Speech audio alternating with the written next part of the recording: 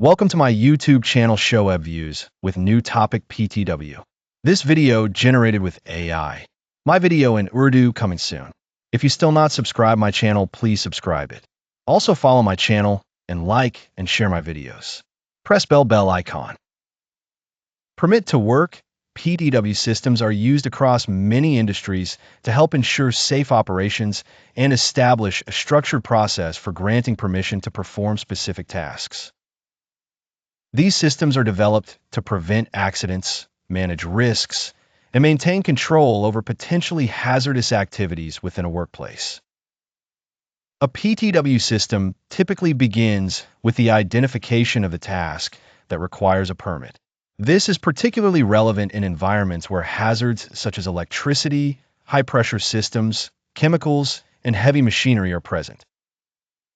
The process ensures that all necessary precautions are taken before work begins, providing a formal record of assessment and approval. The first step in implementing a PTW system is to analyze the scope of work. This includes detailing every aspect of the job, from the tools and equipment needed to the potential hazards involved. Understanding the full scope is crucial to tailor the permit to fit the task, all while recognizing the specific risks associated and implementing necessary safety measures.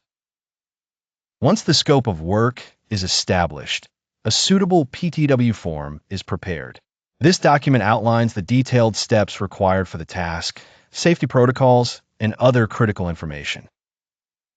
It involves input from various stakeholders, including operators, safety officers, and supervisors, ensuring that all perspectives are considered. The PTW form must then be reviewed and authorized by designated personnel who hold the relevant authority.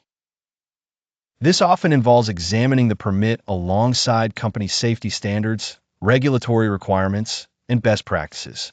Any conditions or stipulations that need to be adhered to during the execution of the work must be clearly mentioned. Before work can commence, the personnel involved must be briefed on the PTW and trained on potential hazards and safety measures. Briefing ensures awareness and preparedness and helps prevent accidents through informed and cautious action.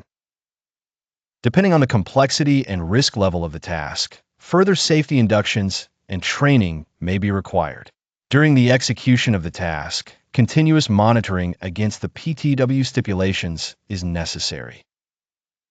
Supervisors are often tasked with ensuring compliance and are advised to halt work if any unsafe conditions arise.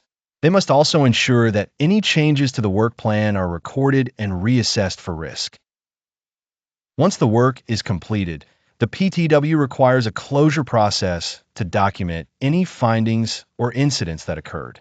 The closure process serves as a valuable feedback mechanism, offering insights into the effectiveness of the safety measures and identifying areas for improvement.